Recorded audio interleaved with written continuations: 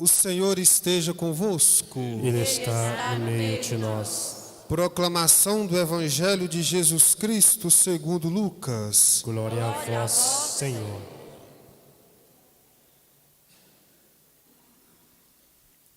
Naquele tempo, os publicanos e pecadores aproximavam-se de Jesus para o escutar.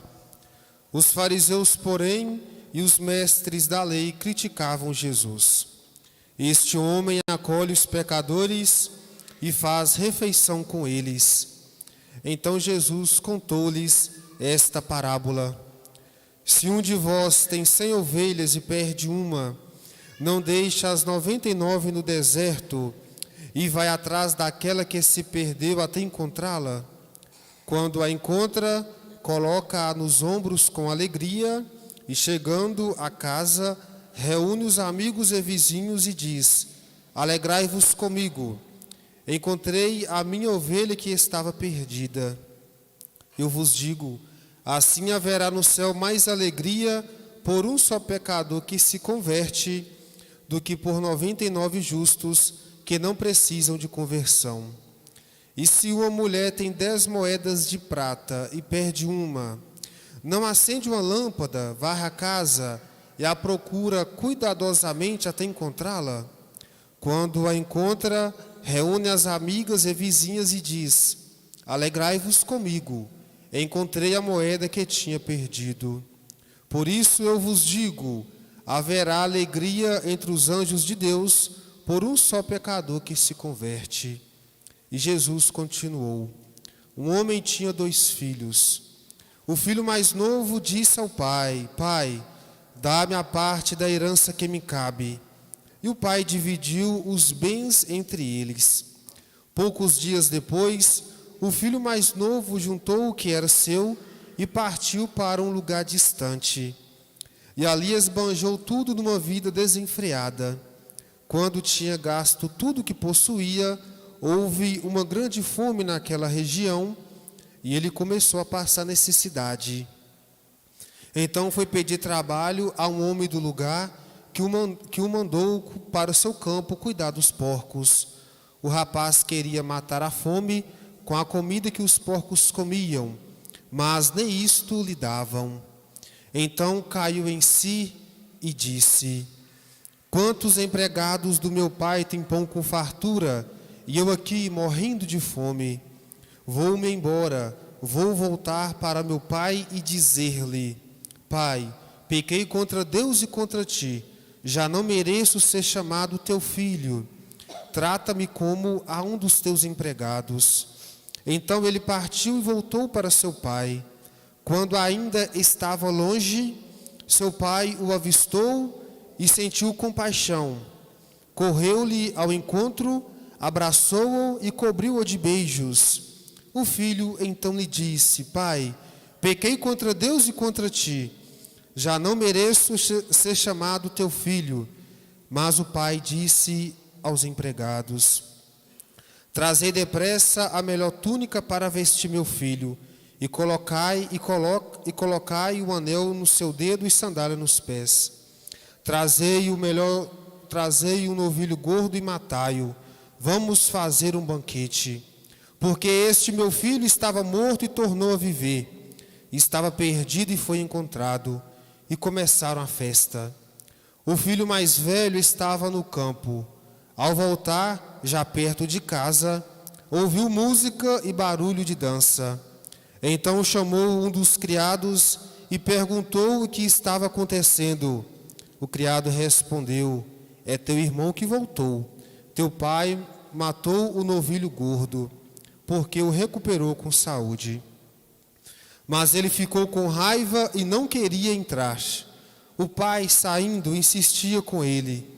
Ele, porém, respondeu ao pai: eu trabalho para ti há tantos anos, jamais desobedeci a qualquer ordem tua. E tu nunca me deste um cabrito para eu festejar com meus amigos. Quando chegou esse teu filho, que esbanjou teus bens com prostitutas, matas para ele o novilho cevado. Então o pai lhe disse: filho, tu estás sempre comigo, e tudo o que é meu é teu. Mas era preciso festejar e alegrar-nos, pois este teu irmão estava morto e tornou a viver, estava perdido e foi encontrado. Palavra da salvação. Glória a vós, Senhor. Aleluia, aleluia, aleluia. Aleluia, aleluia, aleluia.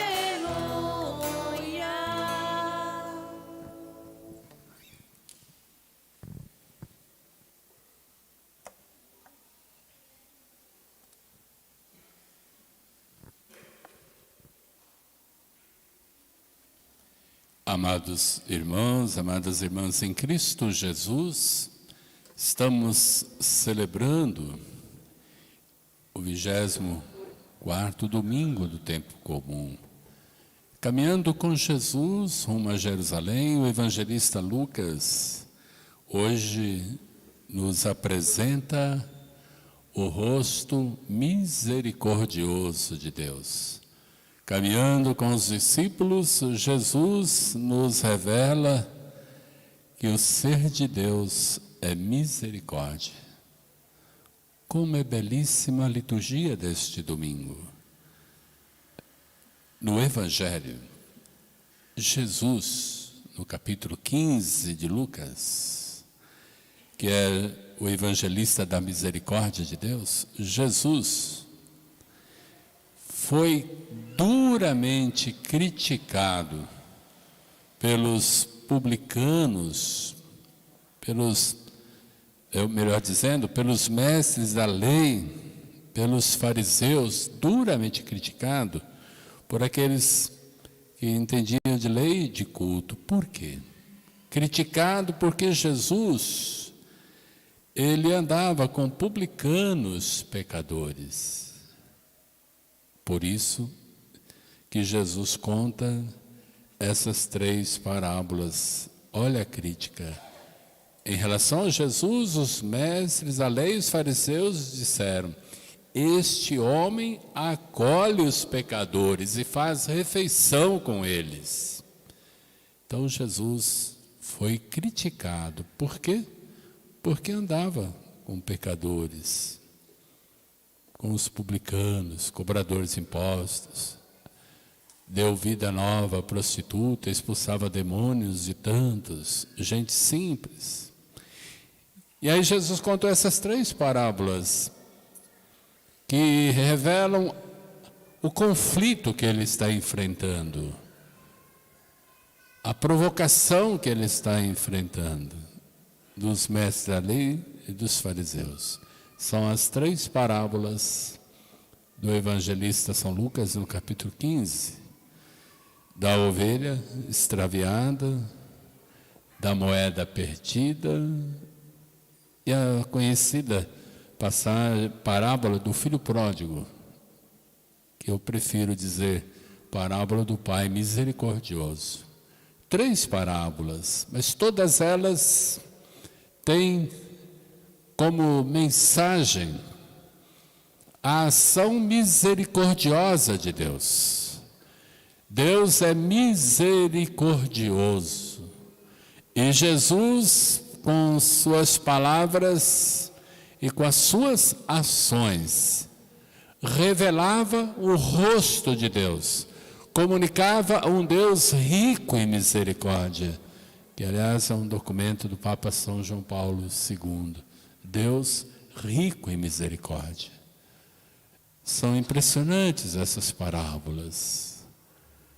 Aquele homem que deixou as 99 e foi atrás daquela ovelha desgarrada.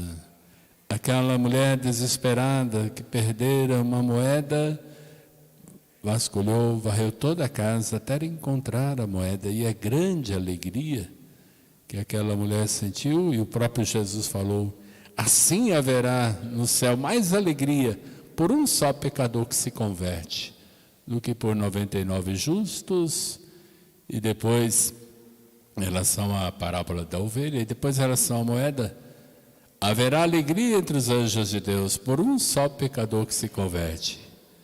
E a parábola da misericórdia, do Pai misericordioso, também nos revela a alegria de Deus com a conversão do pecador. E hoje vou me ater mais à parábola do Pai misericordioso.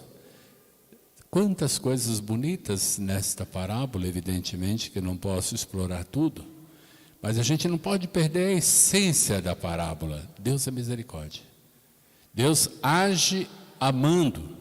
Deus age nos acolhendo. Deus age sempre esperando a nossa volta para o seu amor. Por isso que Jesus contou essa parábola aos mestres da lei e aos fariseus. Eu não vim chamar os justos, eu vim chamar os pecadores. E em outra passagem, Jesus falou, quem está bem não precisa de médico, mas quem está doente precisa de médico. E essa parábola revela algumas atitudes. A primeira é a do pai, como eu já mencionei. Um pai que respeita a liberdade dos filhos e divide a herança. Certamente contra a sua vontade, mas não respeita a liberdade, e dividiu os bens. E lá vai o filho mais novo, mundo afora. E o sofrimento, a fome, a miséria, distante do pai, ele experimenta a indigência, a pobreza, a humilhação, a ponto de não ter nem comida dos porcos para comer. Ele queria matar a fome com a comida dos porcos, mas nem isso lhe davam. Percebam como Jesus acentua a condição terrível a que chegou o filho mais novo. Então essa atitude do filho mais novo é de todo aquele e aquela que se afasta de Deus, mas que reconhece a sua condição pecadora e volta para o convívio do amor de Deus. Creio que o filho mais novo pode ser e é a personificação de todos nós, porque todos nós somos pecadores. Todos nós, de um modo ou de outro, também podemos nos afastar do amor do Pai pelo pecado, na ânsia de uma de uma falsa liberdade. Não há felicidade distante de Deus. Não há ninguém que esteja bem longe da fonte do amor, que é Deus. Santo Agostinho assim falou. Não pode estar bem quem se afasta do amor de Deus. Ninguém pode ser feliz distante de Deus. Há uma segunda imagem aqui do Pai, que é o rosto do Deus Abá, Paizinho, que Jesus tanto nos fala nos evangelhos. Esse Pai amoroso, esse Pai que respeitou a liberdade do filho, mas esse Pai que também que teve paciência de esperar a volta do filho. Eu sempre, quando proclamo ou faço a pregação, hoje não proclamei porque tem o diácono, né? Mas toda vez que eu proclamo esse evangelho, ou eu prego esse evangelho, sempre me toca profundamente, é o versículo 20 do capítulo 15. É estremecedor. A parábola de Jesus, ele falou assim: quando ainda estava longe, seu pai o avistou e sentiu compaixão. O pai viu a distância, estava longe, e correu ao encontro daquele filho, e o abraçou, e o cobriu de beijos, nem deixou o filho pronunciar absolutamente nada. Se antecipa com gestos de amor. Depois o filho diz: pai, pequei contra Deus, contra ti.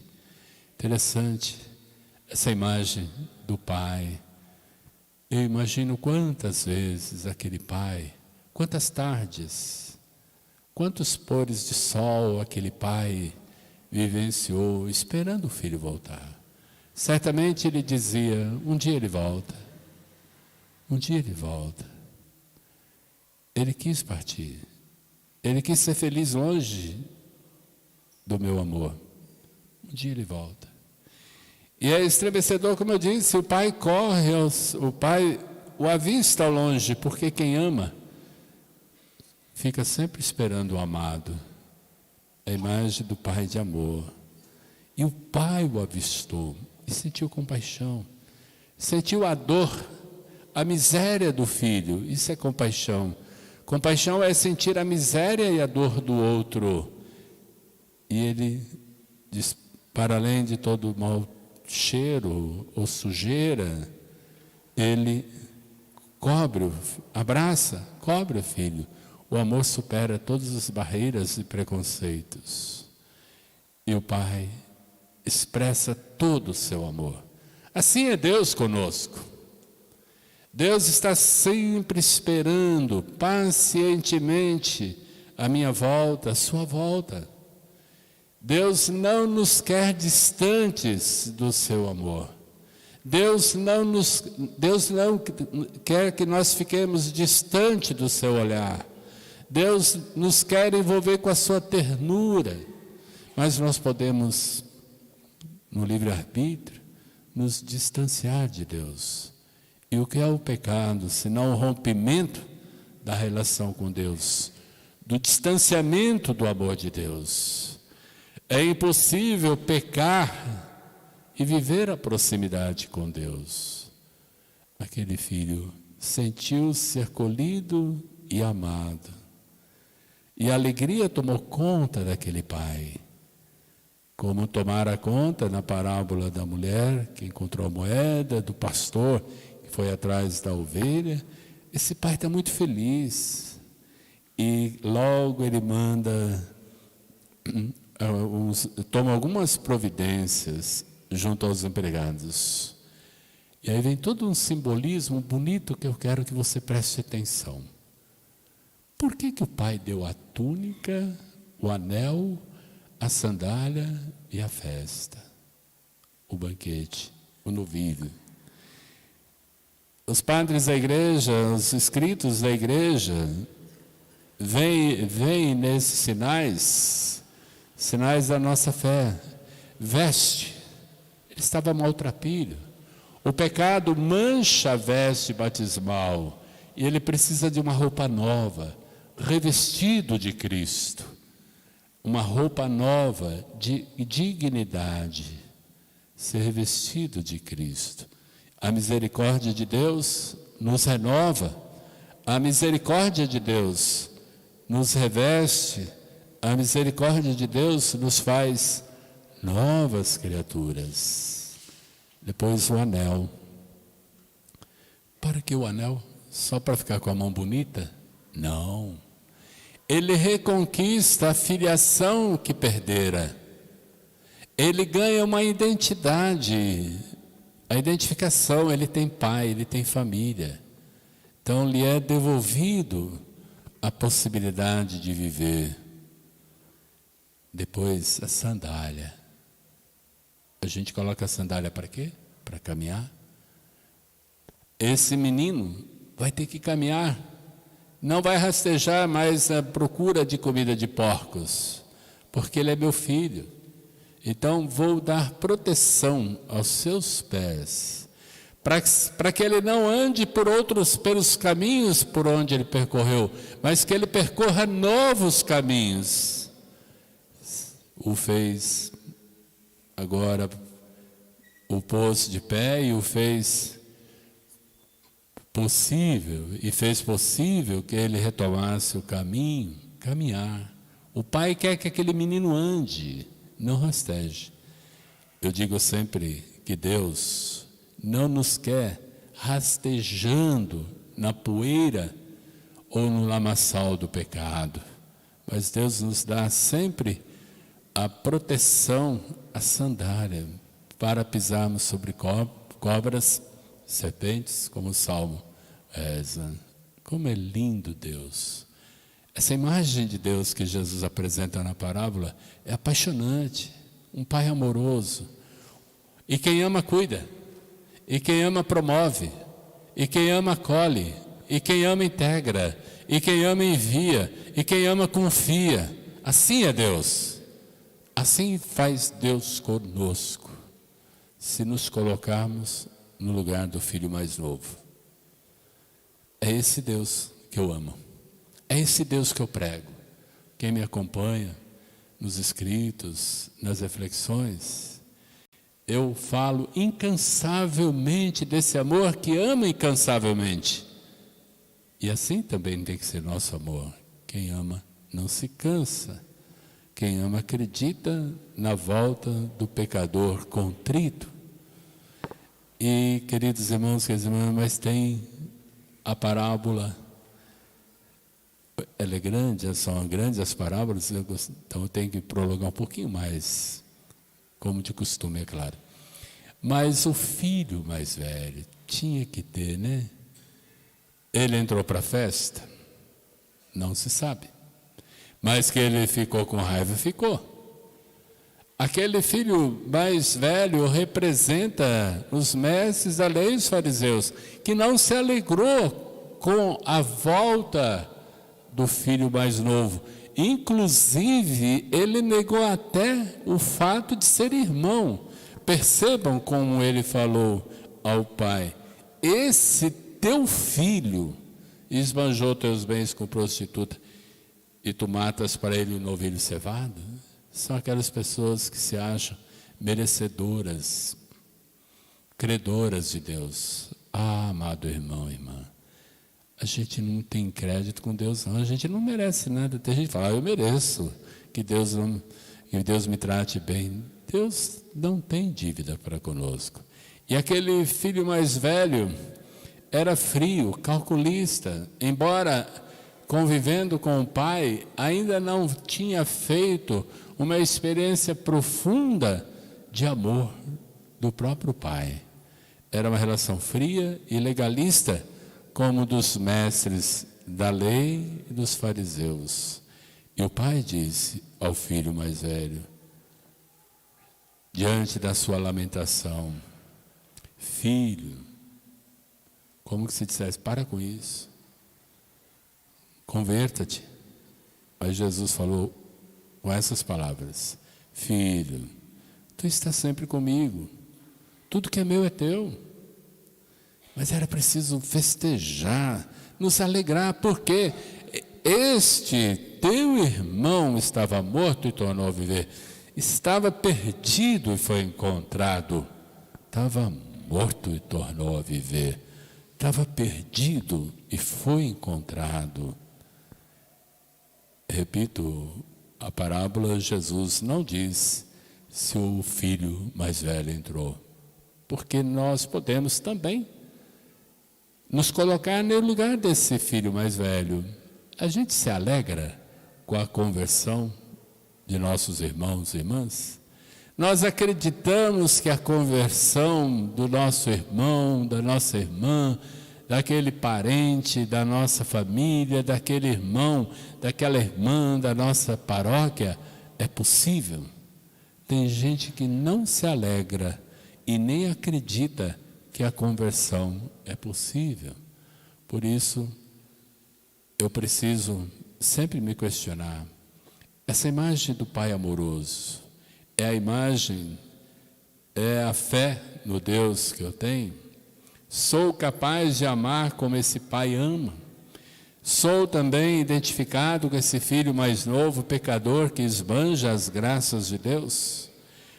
Ou me identifico também, possivelmente, com o filho mais velho, que não se alegra com a conversão do pecador? Então, é a parábola, ou são as parábolas da misericórdia divina. Quantas coisas bonitas, e o apelo de conversão a todos nós. Não nos distanciemos de Deus, e se por acaso experimentarmos o pecado, não desistamos nunca do caminho de conversão e da volta para Deus. Para Deus, ninguém nunca está perdido para sempre. O que para mim é impossível em relação à possibilidade do outro, para Deus não. Deus não age eliminando, Deus age recriando, restaurando, reintegrando no seio da comunidade aquele que pecou e que se arrepende e que se converte e que tem bons propósitos no coração. É o que nos fala a primeira leitura, a intercessão de Moisés. Moisés intercede pelo povo para que o Deus não desista de amar seu povo. E a segunda leitura, brevemente, também essa belíssima carta pastoral de Paulo a Timóteo. É apaixonante o testemunho de Paulo. Paulo, na leitura de hoje, ressalta que Cristo veio ao mundo para salvar os pecadores. E ele diz: eu sou o primeiro deles. Paulo experimentou a misericórdia de Deus. Ele diz: encontrei misericórdia, porque eu agia com a ignorância de quem não tem fé. Mas ele diz: transbordou a graça de nosso Senhor em meu favor.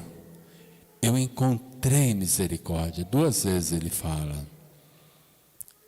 Por isso encontrei misericórdia, para eu, como primeiro, Cristo demonstrasse toda a grandeza de seu coração e me fez um modelo para todos que crerem nele, para alcançar a vida eterna. E ele glorifica a Deus. Paulo é apaixonante. De perseguidor, Saulo, terrível Saulo, participa lá do martírio de Estevão, zeloso na lei, mas Saulo ainda não tinha experimentado o verdadeiro Deus de amor. E a sua conversão, na sua caminhada em Atos dos Apóstolos, ele descobre o ressuscitado, faz a experiência da misericórdia de Deus e se torna uma outra pessoa, de perseguidor a perseguido, e se torna o grande doutor das nações. É impressionante a transformação que Deus fez na vida de Saulo, depois Paulo. Como é que Deus pode transformar a vida de uma pessoa? Como é que Deus pode transformar a vida de todos nós? Por isso, querido irmão, querida irmã, nunca deixe de rezar pela conversão do pecador e se coloque no primeiro da fila, porque pecadores somos todos. Nós temos que rezar pela conversão do mundo inteiro, mas não esqueçamos, a conversão começa por mim. Não adianta eu querer que o mundo mude se eu não mudo nada. Não adianta eu querer que as pessoas sejam boas se eu sou mau.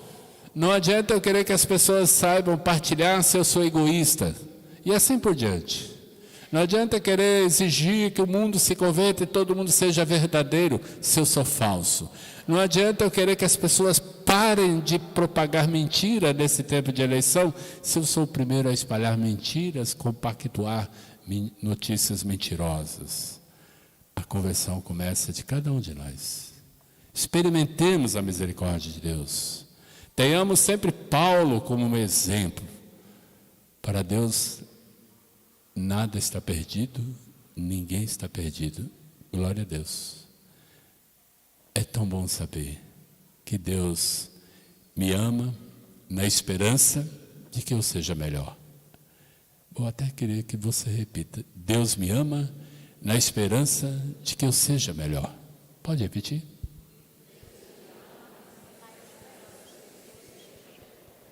E Ele não desiste de mim, Ele não desiste de você. Deus é incansável na espera de que todos nos voltemos a Ele. Que voltemos pelo amor, nunca pela dor. Voltemos-nos para Deus enquanto é tempo. E façamos o Salmo 50, o Salmo de Davi, o Salmo do pecador, o nosso Salmo. De coração contrito e humilhado, nos apresentemos diante de Deus. Sejamos renovados, banhados, restaurados pela misericórdia divina. Louvado seja nosso Senhor Jesus Cristo. Para sempre seja louvado. Renovemos a nossa fé. Creio em Deus